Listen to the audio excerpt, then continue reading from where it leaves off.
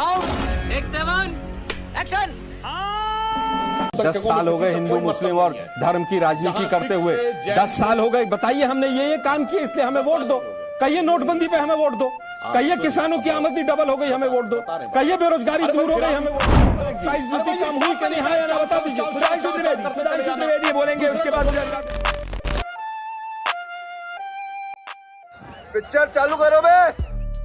चलो चलो चलो। आलोक जी का कहना है कि हम हिंदू मुस्लिम करते हैं, मगर समस्या यह है कि आलोक जी की पार्टी सिर्फ मुस्लिम करती है। तो क्या नाचो मैं? इन्होंने व्यक्तिगत कैपेसिटी में कहा कि भाई ठीक है, ये डीएमके की बात से सहमत नहीं है। तो मैं याद दिला देना चाहता हूं आलोक जी, आपकी पार्टी के नहीं, सुधांशु भाई कर्नाटक के कार्यकारी अध्यक्ष प्रवक्ता के नाते में बोलने दीजिए। देखिए मैं अभी किसी को इंटरप्ट नहीं करा आलोक जी, फिर मैं आऊंगा। व्यक्तिगत कैपेसिटी नहीं, मैंने कांग्रेस प्रवक्ता के आधार पर उनको कंप्लीट करने दीजिए। आपने कांग्रेस प्रवक्ता के नाते कहा, तो मैं आपकी बात से सहमत हूं। आपने यह कहने का प्रयास किया कि डीएमके की लाइन से आप सहमत नहीं है, यही आपने कहना चाहना। अब तो स्पष्ट है ना? बिल्कुल कह रहा। अब मैं आगे बोलता हूं। अब यह बताइए, आपके कर्नाटक के कांग्रेस के कार्यकारी अध्यक्ष जो कि वर्तमान में पीडब्ल्यूडी मिनिस्टर हैं, सतीश जारकिहोली, उन्होंने कहा हिंदू शब्द बहुत गंदा है। यही नहीं, अभी और सुनिए। अब बताइए, तो कांग्रेस वालों ने बोला है। आपका केरल का एनएसयूआई का जो अध्यक्ष था, उसने सड़क के ऊपर बीफ पार्टी की थी।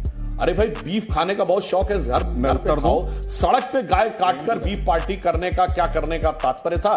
कृपया यह बात हमको स्पष्ट कर देना चाहिए। और अभी आपके सहारनपुर पूरी बात सर, अब कम से कम पूरा सेंटेंस कर लूं, स्पष्टीकरण आप आराम से देते रहिएगा। अब आप आइए, आपके अभी वर्तमान में सहारनपुर से कैंडिडेट हैं, आज ही प्रधानमंत्री की सहारनपुर में रैली भी थी, इमरान मसूद, जिन्होंने कहा था मोदी जी की बोटी बोटी काट डालूंगा। अब आप बताइए, इस पे भी आप कोई व्यक्तिगत बयान देने की बात कहेंगे? ये तो कांग्रेस का बयान है। और 100 बातों की बात एक, हाथी के पांव में सबके पांव। जब आपके प्रधानमंत्री जी ये बोल चुके हैं कि मुस्लिम should have first right over the national resources of India, तो अब इसके बाद तो कुछ बच ही नहीं छोटा सा जाता उत्तर दे देता हूं। इसीलिए आरोप लगाए हैं आपके लिए कि ये एक नहीं अनेक चीजें आप स्वयं, आपकी पार्टी के लोग बोल चुके हैं, और जो सहयोगी दल हैं वो और बढ़ चढ़ के बोलते हैं। चलिए अब आप और बोल दीजिए। यहां पे एक लाइन और बोल दूं सर, यहां पे अनुराग भदौरिया बैठे हैं, इनकी पार्टी ने तमाम बातें रामचरितमानस और भगवान राम पे बोली थी, उस पे आपका क्या कहना है? और आरजेडी से तो आज भी आपका गठबंधन है, जिसके साथ सरकार चला रहे थे उनके चंद्रशेखर जी और फतेह भैया, फतेह बहादुर सिंह, आए बाएं आए उल्टा सीधा कुछ बोल रहे थे, उस पे क्या कहना है? आलोक जी 10 सेकंड में फिर अनुराग भदौरिया पे आ रहा हूं। देखिए, बीफ की बात इन्होंने कही, जिस व्यक्ति ने बीफ काटा या गाय का बछड़ा काटा, उसको हमने पार्टी से बाहर किया, उस पर केस चला, वो जेल गया। लेकिन आपकी सरकारों ने तो बीफ खाने खुलवाए। बीफ के काटने की मशीनों के ऊपर एक्साइज और कस्टम की ड्यूटी किसने कम की? ये तो आप ही की सरकार ने। आलोक जी एक मिनट सर, एक मिनट। आप ही के मेघालय के जो अध्यक्ष थे, उन्होंने तो कहा था ना, और गोवा के अध्यक्ष ने तो कहा था कि हम बीफ की सप्लाई को बढ़ाएंगे। आप लोग किस मुंह से हिंदू मुस्लिम और बीफ और गाय की बात करते हैं? आप लोग भी करेंगे क्या? आपने दूसरा विषय लिया कि साहब कांग्रेस ने ऐसा कहा, कांग्रेस ने, मतलब किसी ने अगर गलत वक्तव्य दिया इसलिए आपको वोट दे दिए जाए, केवल इतना आपका आलोक जी सार्वजनिक कंटेंट नहीं होता ना। अरे भाई, अरे जेल भेज दिया, प्रभु अगर जेल भेज दिया तो इससे ज्यादा सार्वजनिक खंडन और क्या चाहिए? फिर अरे भाई, मैं तो ये कह रहा हूँ, जिसने हिंदू आतंकवाद कहा वो तो इनके मंत्री बना बैठा है। चल झूठा।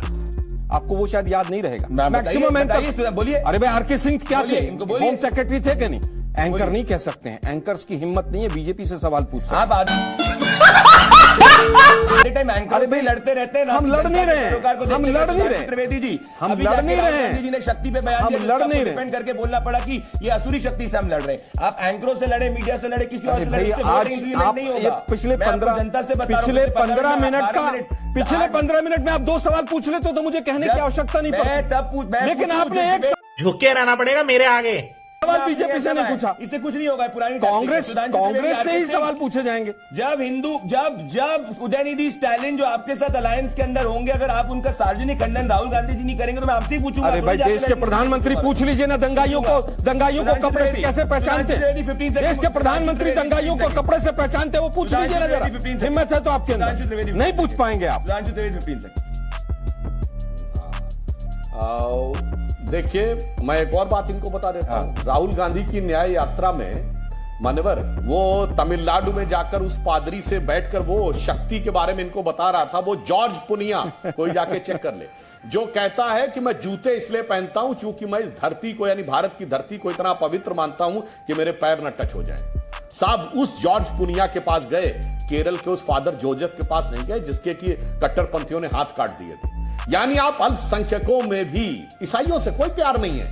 अरे बाप रे, ये तो धोती खोल रहा है। कट्टरपंथी मुसलमान ज्यादा, अल्पसंख्यकों में बहुसंख्यकवाद की राजनीति करते हैं, इसलिए इनके साथ ये सुधांशु भाई 10 साल हो गए हिंदू मुस्लिम और धर्म की राजनीति करते हुए, 10 साल हो गए। बताइए हमने ये काम किया इसलिए हमें वोट दो।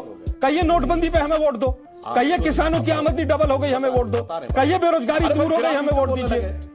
केवल और केवल आपका एजेंडा है कि देश को किस तरह से धर्म के आधार पर और जाति के आधार पर बांटा जाए। 10 सेकंड में अनुराग उदोरिया के पास आ रहा हूं। देश के पहले प्रधानमंत्री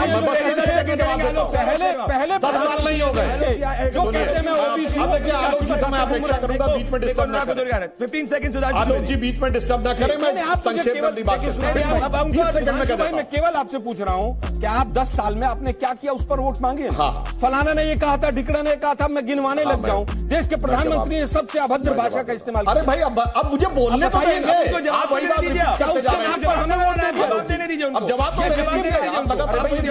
सबसे ज्यादा विक्टिम कार्ड भी देश के प्रधानमंत्री ने खेला और सबसे ज्यादा अभद्र भाषा लगातार चले जा रहे हैं। आलोक जी, अब आप उनसे सवाल पूछ रहे हैं। पिछले 15 मिनट में आप लगातार 15 मिनट में केवल और केवल धर्म और जाति की बात कर रहे हैं। अरे अगर हिंदू की बात करी जाए तो आप उसको बोल देते हैं हिंदू मुस्लिम। अरे भाई हिंदू मुसलमान की बात करी जाए सेक्युलरिज्म है।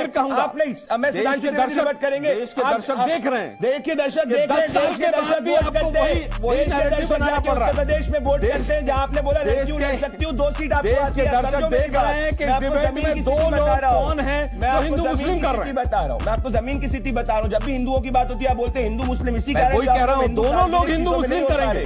सुधांशु त्रिवेदी हाँ मैं बता रहा हूँ। पहली बात, मेरे शायद पहले वक्तव्य में मैंने ग्रोथ रेट वाले जो बात बताई थी और महंगाई की रेट और बेरोजगारी की रेट शायद आलोक जी को सुनाई नहीं पड़ा था।